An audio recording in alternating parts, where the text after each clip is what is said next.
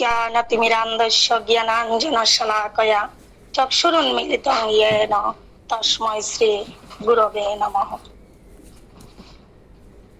আমি শ্রী গুরুচরণে কোটি কোটি প্রণাম জানিয়ে বাবার লীলামৃত বলার একটু প্রচেষ্টা করছি। অনেক ভুলভ্রান্তি হবে, বাবা নিজ গুণে যেন ক্ষমা করেন।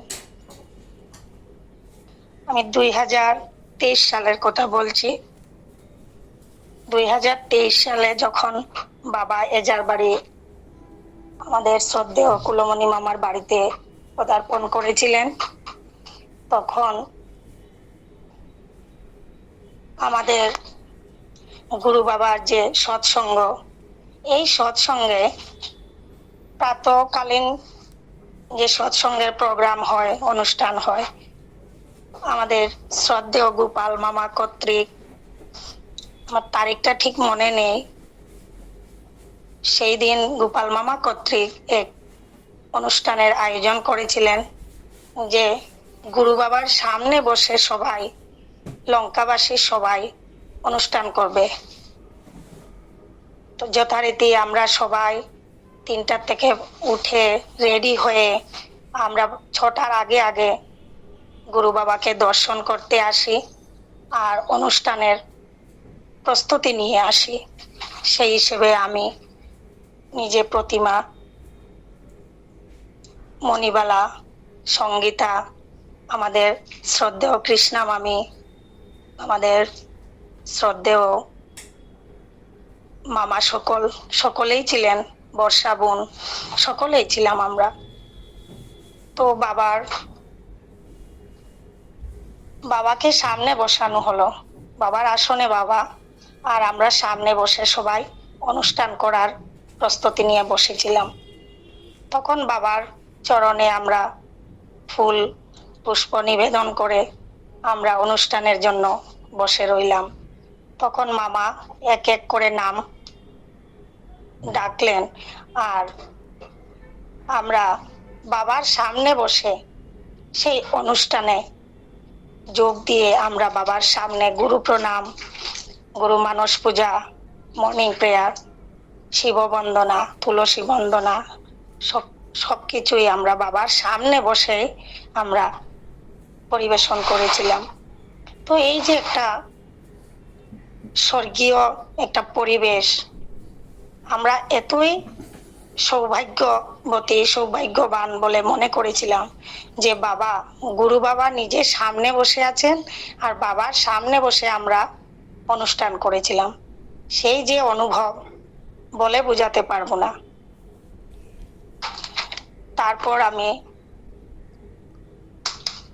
2024-এর কথা একটু আমি উল্লেখ করতে চাই, শিলিগুড়ির অনুষ্ঠানের কথা। জগতে আনন্দ যজ্ঞে আমার নিমন্ত্রণ, ধন্য হলো মানব জীবন। তো এই গানটা আমার মনে পড়লো এই জন্যই যে শিলিগুড়িতে বাবার জন্মোৎসব হয়েছিল 8 তারিখ নভেম্বর মাসে 2024-এ। 8, 9, 10 3 দিনের প্রোগ্রাম ছিল। আমরা সপরিবারে সেই প্রোগ্রামে, সেই অনুষ্ঠানে আমরা যোগ দেওয়ার জন্য এখান থেকে আমাদের শ্রদ্ধেয় প্রদীপ মামার পরিবার, আমাদের পরিবার থেকে আমার মা, দিদি, আমার বড় দাদা, আমাদের শ্রদ্ধেয় কৃষ্ণা মামি, বর্ষা বোন, আমাদের মামা, আমরা সকলেই মিলে খুব সুন্দরভাবে ট্রেনে করে আমরা যাচ্ছিলাম। কোনো অসুবিধার সম্মুখীন না হয়ে আমরা নিউ জলপাইগুড়িতে পৌঁছাই। তারপর আমরা ট্যাক্সি করে শিলিগুড়ির সৌভাগ্য পেলেইছে অতি সুন্দরভাবে পৌঁছালাম।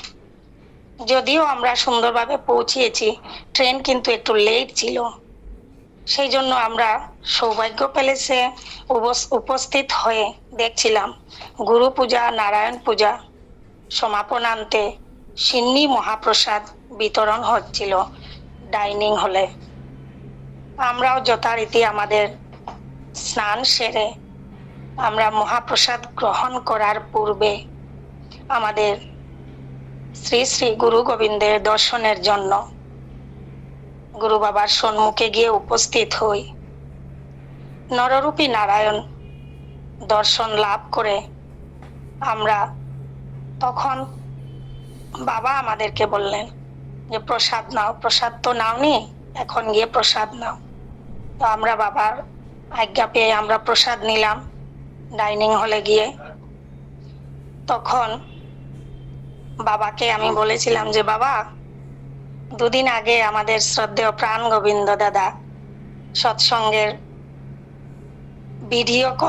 ভিডিও অন করে বাবাকে দেখিয়েছিলেন। আমরা বাবাকে দর্শন করছিলাম, আমি নিজেই ছিলাম, একা ছিলাম, বাবাকে দর্শন করছিলাম। তখন বাবা আমাকে জিজ্ঞেস করছিলেন কতজন এসছো লঙ্কা থেকে। আমি বলছি বাবা আমরা তো 29-30 জন আমরা আসবো। বাবা কি সুন্দর মিষ্টি হাসি দিয়ে, ঠিক গোপালের ন্যায় হাসি ছিল বাবার। সেই হাসি দিয়ে বাবা ডেকে ডেকে বললেন আসো আসো, হাত দিয়ে বাবা ডেকে ডেকে আমাকে বলছেন যে আসো আসো সবাই আসো। তো বাবার দর্শন করে আর এই যে বাবার যে কি সুন্দর মিষ্টি হাসি, আমার এখনো আমার চোখে লেগে আছে। বাবার কথা, বাবার আওয়াজ, বাবার চক্ষু, বাবার মুখমণ্ডল। তো তখন আমি বলেছি বাবা এই যে সেই যে বলেছিলাম 29-30 জন আমরা আসবো, আমরা সবাই এসে গেছি। বাবা কি আনন্দ বাবা, আমাদের ছোট ছোট রাধারানী সবাইকে, আমরা ছোট ছোট বাচ্চাদেরকে যখন নিয়ে গেছি রাধারানী ভেবে বাবা, আর ছোট ছেলেদেরকে গোপাল ভেবে বাবা প্রণাম করলেন আর হাতে চকলেট দিয়ে বললেন যাও প্রসাদ নিয়ে নাও। তারপর আমরা প্রসাদ নিয়ে সেখান থেকে এসে অনেক দূরত্বে থেকে বাবার আবার সেই হলে গেলাম, বাবার মুখমণ্ডল দর্শন করি, বাবাকে দর্শন করি। সেই সুধামাখা সরল ভাষায় বাবা কত যে ভক্তের সঙ্গে ভক্ত সম্মিলনে বাবা যেন এক আনন্দময় পরিবেশে বিরাজিত, তাহা বাবার হাস্যমুখ দর্শনে অনুভূত হয়েছিল আমার। তারপরে সেদিন 8 তারিখের কথাই বলছি আমি। 8 তারিখ প্রায় 1:30টার দিকে গীতা পাঠ হয়, নাম কীর্তন হয়। তারপরে অপরাহ্নে 4টা থেকে 8টা তখন বাজে, তখন অনুষ্ঠান, আমাদের গান কীর্তন এগুলো আমরা উপভোগ করি, আমরা নিজেও অনুষ্ঠান করি। তারপর রাত্রে আমরা আমাদের আহার গ্রহণ করে আমরা বিশ্রাম নেই। তারপর আমি শিলিগুড়ির দ্বিতীয় দিবসের কথা কিছু বলতে চাই। দ্বিতীয় দিবসে যেদিন আমরা সকলেই যথারীতি ভোর 3টায় উঠে স্নান সেরে আমরা নিজের তিলক ধারণ করে নিচে গেছিলাম 2তলা থেকে। তখন সেখানে গিয়ে দেখি অনেক ভক্ত সম্মিলন করে আছেন, তো উনাদেরকেও তিলক পরিয়ে দিয়ে আর তখন বাবা আগমনের জন্য আমরা সবাই অপেক্ষা করেছিলাম। বাবার আগমন এমন একটা পরিবেশ, এমন একটা স্বর্গীয় অনুভব আমার হৃদয়ে এখনো গেঁথে আছে। সেই অনুভব, সেই দর্শন আমি বলে বোঝাতে পারবো না। আমি তবুও চেষ্টা করছি, একটু বলার চেষ্টা করছি। তখন প্রায় 8:30 বাজে। পরম করুণাময় প্রেমদাতা শিবাবতার শ্রী শ্রী গুরু গৌরাঙ্গের শুভাগমন হয়। সেই যে দৃশ্য আমি বিশ্লেষণ কিভাবে যে করব, আমার ভাষাও নেই, জ্ঞানও নেই। আমার কাছে সেই দৃশ্য এক সম্পূর্ণভাবে আলাদা লাগলো। গুরু বাবা যখন সৌভাগ্য পেলেছে এসে উপস্থিত হচ্ছিলেন, সেই ভক্ত সকলের মাঝে বিরাজিত হয়েছিলেন, সেই মুহূর্ত যেন আমার দৃষ্টিতে, আমার অনুভবে এমনটাই অনুভূত হয়েছিল যে কলিযুগে আমি কাকে দেখতে পেয়েছি, আমার চোখের সামনে আমি কি দেখতে পেয়েছি। সেই দিব্য সেই দিব্য আলো বাবার মুখমণ্ডলে আমি দেখতে পেয়েছি। আমি যখন বাবার সামনে, ততটুক সামনে যদিও আমি যেতে পারিনি, তবুও আমি চেষ্টা করছিলাম। আমার হাতে শাক নিয়ে আমার মা সঙ্গে ছিলেন, আমার মাকে নিয়ে একটু পাশে যেতে চাইছিলাম, কিন্তু যখন দেখি এত ভক্ত বিরাজিত করছেন সেখানে, সকলেই আকুল প্রাণে বাবাকে দর্শন করতে চাইছিলেন। আর বাবা যেন, বাবার মুখমণ্ডলে যেন দিব্য আলো, বাবার চোখ যেন ঝরঝর করছে দিব্য আলোতে। সেই বাবাকে স্বাগতম জানাতে আমার শ্রদ্ধেয়া কৃষ্ণা মামি, উনি হাতে করে ধূপ দীপ পুষ্প সব সাজিয়ে থালাতে করে সামনে দাঁড়িয়েছিলেন। বাবার জন্য আকুল প্রাণে চেয়ে রইলেন যে বাবা আসবেন, বাবার শুভাগমন হবে, স্বাগতম জানাবেন উনি বাবার চরণে আরতি নিবেদন করে। সেই ক্ষণে আমিও ছুটে গেলাম, পাশে গিয়ে শাক নিয়ে আমিও দাঁড়িয়ে রইলাম। আর কি যে ভক্তের মহামিলন!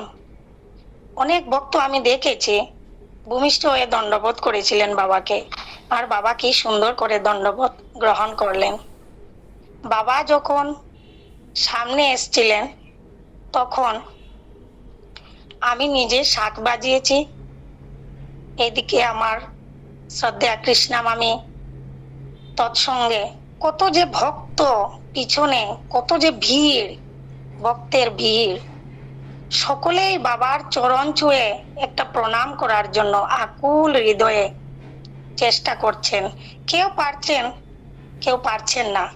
যারা পারছেন না তারা দূর থেকে প্রণাম জানাচ্ছেন। আমি কিন্তু এই দৃশ্য শুধু চেয়েই রইলাম, শুধু দেখেই থাকলাম। আমার আর সাহস হইল না আমি পাশে যাই, গিয়ে বাবার চরণ ছুঁয়ে বাবার পাশে গিয়ে একটি প্রণাম করব। আমি সেই দৃশ্য কিভাবে যে বুঝাবো বলে বুঝাতে পারবো না। আমি কি দর্শন করলাম, আমি কাকে দর্শন করছি। আর সেই ক্ষণে আমার